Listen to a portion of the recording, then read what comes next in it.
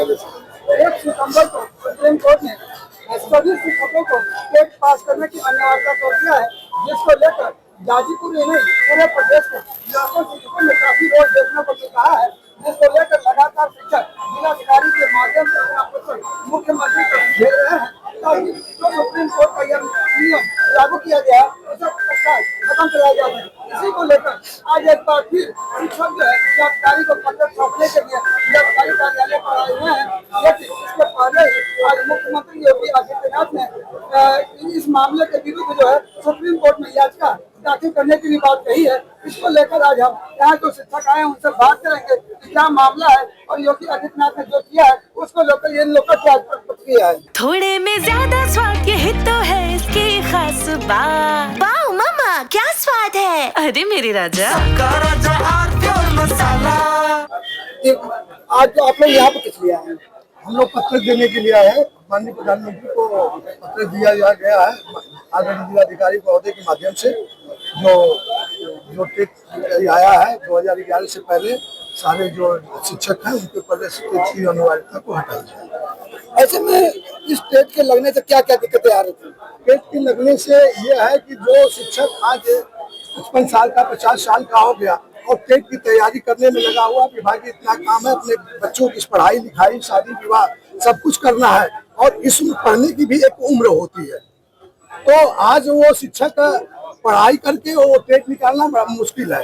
और हम शिक्षक जब आए हैं यहाँ पर तो उस समय सरकार के द्वारा जो शिक्षक बनने की अर्हता दी गई थी उस अर्हता को पूर्ण करने के बाद में आया, अगर बाद में कोई संशोधन करते हुए पुनः नियुक्त शिक्षक कर्मचारियों पर अगर वो नियम लागू किया जाता है वो अन्याय है। ऐसे में जो योगी आदित्यनाथ ने किया है उसके लोग क्या कहेंगे? मैं माननीय मुख्यमंत्री जी का अब स्वागत करता हूँ, उन्होंने जो शिक्षकों के बारे में सोचा है, लेकिन उससे पहले मैं उनसे निवेदन भी करूंगा कि उस पर याचिका पुनः जाने से पहले जो आरटी एक्ट में 2017 में संशोधन कराया गया है उसको माननीय प्रधानमंत्री से बात करके, उनकी सरकार केंद्र में भी है प्रदेश में भी है, उस नियम को संशोधित करा करके तब सुप्रीम कोर्ट में लेके जाए। जी, अपना परिचय। भगवती प्रसाद तिवारी, जिला उपाध्यक्ष प्राथमिक शिक्षक संघ। भगवती जी, जो टेट को अनिवार्यता कर दी गई है सुप्रीम कोर्ट के द्वारा, उसको लेकर आप लोग आए हैं, क्या बताएंगे? देखिए, निश्चित रूप से यह बहुत बड़ा आघात है शिक्षकों के लिए और यह प्राकृतिक न्याय के सिद्धांत के खिलाफ है। जब भी कोई कानून सरकार बनाती है तो उसका तरीका यह है कि जिस दिन वह कानून बनता है उस दिन के बाद से वह लागू होता है या उस दिन से लागू होता है। यहाँ तो हालात ये हो गए हैं कि 17 के संशोधन के बाद जो सरकार ने किया है, और वो एक ऐसा संशोधन किया जो गुप्त रूप से किया, किसी सरकार ने उस पर आवाज नहीं उठाई, हिंदुस्तान के किसी सरकार ने। एक बहुत बड़ी विडंबना है। ऐसी स्थिति में लाखों की संख्या में शिक्षक आज इस स्थिति में पहुंच गए हैं कि उनकी नौकरी चली जाएगी। ऐसे में भगवती जी, हम यहाँ चाहेंगे कि शिक्षकों का या किसी को भी कोर्ट से ही भरोसा होता है, लेकिन जब सब कोर्ट ने ही निर्देश दे दिया तब हमारा काम है लोकतांत्रिक ढंग से अपनी बात को रखना। सबसे पहले अगर सरकार का यह संशोधन नहीं हुआ होता तो आरटी एक्ट में यह छूट दी गई थी कि 2011 के पहले के जो टीचर हैं वो जैसे नौकरी कर रहे हैं वो करते रहेंगे, लेकिन उसको संशोधित किया गया है, जो चोरी से किया गया है, जो काला कानून लाया गया है। हम उसके विरोध में आज आदरणीय जिलाधिकारी महोदय के माध्यम से माननीय प्रधानमंत्री जी को एक पत्र दिए हैं और ये आशा करते हैं कि वह सहृदयता के साथ इस पर निश्चित रूप से निर्णय लेंगे। आज जो योगी आदित्यनाथ ने निर्णय लिया है उसको लेकर क्या कहेंगे? आदरणीय योगी जी के निर्णय का हम स्वागत करते हैं। एक बात जरूर कहना चाहेंगे कि जो संशोधन हुआ है 2017 का, उस संशोधन को जब तक वापस नहीं किया जाएगा हमें नहीं लगता है कि कोई बहुत बात बनने वाली है। इसलिए आदरणीय योगी से हमारा निवेदन है कि इन बातों का भी ध्यान रखा जाए और उसके बाद फिर जैसा वो उचित निर्णय समझे करें।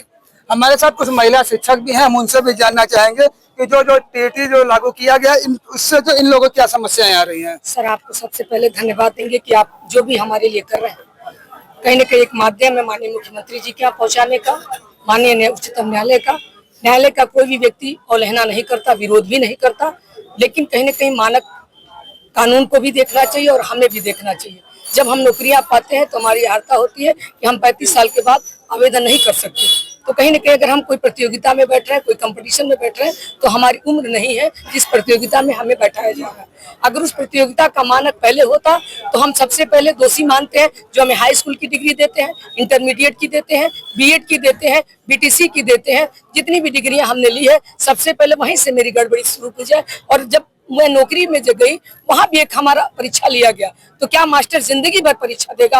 अगर पूरी परीक्षा देगा तो अपने बच्चों की परीक्षा कब लेगा? ऐसे में मैडम एक समस्या ये आ रही है कि जिन छात्रों को आप लोग पढ़ाती हैं उनका परीक्षा लेती हैं और उन छात्रों के सामने खुद परीक्षा देंगे और तो किस तरह क्या फीलिंग महसूस होगी? देखिए, बड़ा डर होता है कि जब बेटा डीएम होता है और लड़का एसडीएम होता है, बेटा डीएम होता है, तो थोड़ा मानक समझ में आता है कि बच्चा हमारे साथ प्रतियोगिता कर रहा है और हर बाप चाहता है कि बेटा का प्रतियोगी बने। लेकिन हम यहाँ बेटा से प्रतियोगी नहीं बन रहे हैं, अपने जो कंपटीशन देके बच्चे आगे निकल रहे हैं हम उनकी सीट पे प्रतियोगिता कर रहे हैं। इसलिए हम प्रतियोगिता की लाइन में नहीं है, हम कहीं ना कहीं अपनी प्रतिभा की लाइन में है। और एक ये अगर उच्चतम न्यायालय का अगर वकील भी जज कहीं जाकर बनते हैं तो ये मास्टर की देन है। कहीं ना कहीं जो हमसे 60 वर्ष पहले बुजुर्ग होंगे वो भी कहीं ना कहीं हमारे परिषदीय विद्यालय से निकलकर डीएम, एसडीएम, कलेक्टर, मजिस्ट्रेट बनते हैं। तो कहीं ना कहीं अगर हमारी परीक्षा पर, हमारी योग्यता पर, हमारी विद्वता पर आरोप लगाया जा रहा है तो सबसे पहले जो हमें न्याय दिला रहा है वो खुद ही अन्याय की कटघरे में खड़ा है। हम चाहते हैं कि एक बार कहीं न कहीं पुरानी बातों को आप ले जाइए तो निखर के आ जाएगा कि जिस मानक पे हमें रखा गया उस समय मैं बहुत योग्य थी, लेकिन धीरे धीरे अगर हमारी उम्र घटती जा रही है और हमारी वो उम्र वृद्धावस्था की तरफ जा रही है तो कोई उम्र और कंपटीशन देने की उम्र नहीं है। और रहा सवाल गर्व होने का, तो जो सीट हम बैठे हैं अगर हमारे होने वाले बच्चे पढ़ाए हुए बैठते और वो जाके कहीं ना कहीं इंटर कॉलेज के लेक्चरर होते तो मुझे बड़ा अच्छा लगता। लेकिन अपने में प्रतियोगिता करना ये कहीं ना कहीं अनुशासन है। मैडम अपना परिचय दें। मेरा नाम नीलम है।